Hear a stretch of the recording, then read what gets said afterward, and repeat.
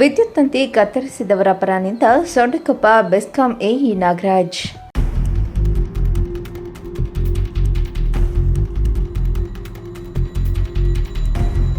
ಬೆಂಗಳೂರು ಹೊರವಲಯ ನೆಲಮಂಗಲ ತಾಲೂಕು ಸೋಲದೇವನಹಳ್ಳಿ ಗ್ರಾಮ ಪಂಚಾಯಿತಿಯ ಸೊಂಡೆಕೊಪ್ಪ ಬೆಸ್ಕಾಂ ಉಪವಿಭಾಗ ವ್ಯಾಪ್ತಿಯ ಬಾನಸವಾಡಿ ಗ್ರಾಮದಲ್ಲಿ ಕೆಲ ವ್ಯಕ್ತಿಗಳು ವಿದ್ಯುತ್ ತಂತಿಯನ್ನು ಕತ್ತರಿಸಿ ಮನೆಯಲ್ಲಿಟ್ಟುಕೊಂಡ ಘಟನೆ ತಡವಾಗಿ ಬೆಳಕಿಗೆ ಬಂದಿದೆ. ಈ ಬಗ್ಗೆ ಸೊಂಡೆಕೊಪ್ಪ ಬೆಸ್ಕಾಂ ಎಇ ನಾಗರಾಜ್ ಅವರಿಗೆ ವಿದ್ಯುತ್ ತಂತಿ ಕತ್ತರಿಸಿರುವ ವಿಡಿಯೋ ಸ್ಥಳೀಯರು ಕಳುಹಿಸಿದ್ದು, ವಿದ್ಯುತ್ ತಂತಿ ಕತ್ತರಿಸಿ ಮನೆಯಲ್ಲಿ ಇಟ್ಟುಕೊಂಡು ಕೆಲ ಮನೆಗಳಿಗೆ ಕರೆಂಟ್ ಇಲ್ಲದಂತೆ ಮಾಡಿದವರ ವಿರುದ್ಧ ಕ್ರಮ ತೆಗೆದುಕೊಳ್ಳುವಂತೆ ಸ್ಥಳೀಯರು ಒತ್ತಾಯಿಸಿದ್ದಾರೆ.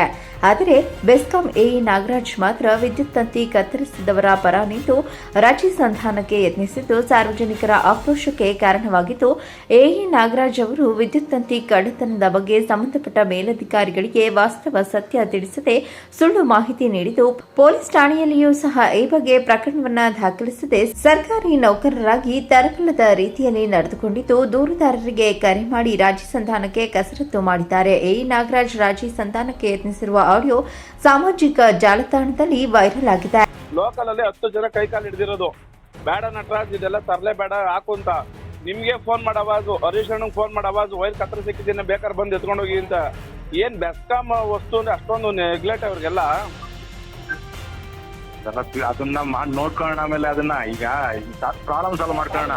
ಇಲ್ಲ ಬಿಡಿ ಸರ್, ಅವ್ರಿಗೆಲ್ಲ ಕಾನೂನು ಗೊತ್ತು, ರಾಜಕೀಯ ವ್ಯಕ್ತಿಗಳು ಗೊತ್ತು, ಅದೇನೇನ್ ಮಾಡ್ತಾರೋ ಅವ್ರು ಮಾಡಿ. ನನ್ನ ಮನೆ ನೀವು ಕೆಲಸ ಎಲ್ಲ ಬಿಟ್ಟು ಅಲ್ಕೊಂಡಿಗೆ ಅದೇ ಮಾಡ್ತಾ ಇದೀನಲ್ಲ. ಮೊನ್ನೆ ಬಸವರಾಜನ್ ಕೇಳಿಕ್ಕೆ ಬಸವರಾಜನ್ ರೋಡಲ್ಲಿ ರಾಜೀವ್ ಸರ್ ಹತ್ರ ಹೋದ್ರು ಇದೇ ಸೊಲ್ಯೂಷನ್. ಅದನ್ನು ರಾಜಿ ಮಾಡಕ್ಕೆ ಟ್ರೈ ಮಾಡ್ತಾರೆ. ರಾಜೀವ್ ಸರ್ ಹತ್ರ ನಾವು ಕುತ್ಕೊಳ್ಳೋದೇ ಇಲ್ವಲ್ಲ ಈಗ. ನಾನು ರಾಜೀವ್ ಸರ್ ಹತ್ರ ಕುತ್ಕೊಂಡ್ಲಿ ಇಲ್ಲಿ ನಾನು ಪಬ್ಲಿಕ್ ನೋಡಿ ಸರ್, ಇಲ್ಲಿ ನಾನು ಪಬ್ಲಿಕ್ ಗೌರ್ಮೆಂಟ್ ವಸ್ತು ಕಳ್ತನ ಆಗದೆ, ಕಳ್ತನ ಆಗಿರೋದಕ್ಕೆ ಪ್ರೂಫ್ ಅದ್ ನಮ್ಮ ಹತ್ರ. ನಾವು ನಿಮ್ಗೆ ಹೇಳಿದೀವಿ, ನೀವು FIR ಮಾಡ್ಸೋದು ಈಗ ಅವರೇನೋ ತಗೊಳ್ಳಿ ಸರ್, ವೈರು ಮಿಸ್ ಆಗಿತ್ತು ನಮ್ಗೆ ತಂದ್ಕೊಬಿಟ್ರೆ ಅಲ್ಲೇ ಮುಗಿದಲ್ಲ, ಕಂಪ್ಲೇಂಟ್ ಕ್ಲೋಸ್ ಆಗ್ಬಿಡುತ್ತಲ್ಲ. ಹಾಗೆ ಬಿಡಿ, ಆಮೇಲೆ ನೋಡ್ಕೊಳ್ಳೋಣ. ಕಾಲ್ ರೆಕಾರ್ಡದಲ್ಲ ನನ್ನ ಹತ್ರ, ನಾವೇ ಕಟ್ ಮಾಡಿ ಇಕ್ಕಿದೀವಿ ಅನ್ನೋದಕ್ಕೆ ಇದ್ರು. ಅದಕ್ಕೆಲ್ಲ ಏನ್ ದೊಡ್ಡ ಶಿಕ್ಷೆ ಕೊಟ್ಬಿಟ್ಟಾರ ಬಾಲು, ಅರ್ಥ ಮಾಡ್ಕೋಬೇಕಲ್ಲ. ಅದಕ್ಕೆಲ್ಲ ಕಟ್ ಮಾಡಿದೆ ಅಂತಾರೆ. ಅನುಭವಿಸಿರೋ ನೋವು ನನ್ನ ಶತ್ರುಗೆ ಯಾರಿಗೂ ಬೇಡ, ಅಷ್ಟು ನೋವು ಅನುಭವಿಸ್ಬಿಟ್ಟಿದ್ದೀನಿ ಇವರಿಂದ.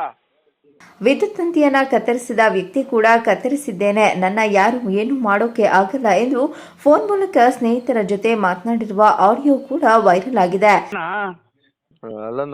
ನಿನ್ನೆ ಸಾಕ್ ಬರ್ತದೆ, ನಾನೇ ಕಟ್ ಮಾಡಿರೋದು, ಇವತ್ತು ನಾನೇ ಕಟ್ ಮಾಡಿರೋದು.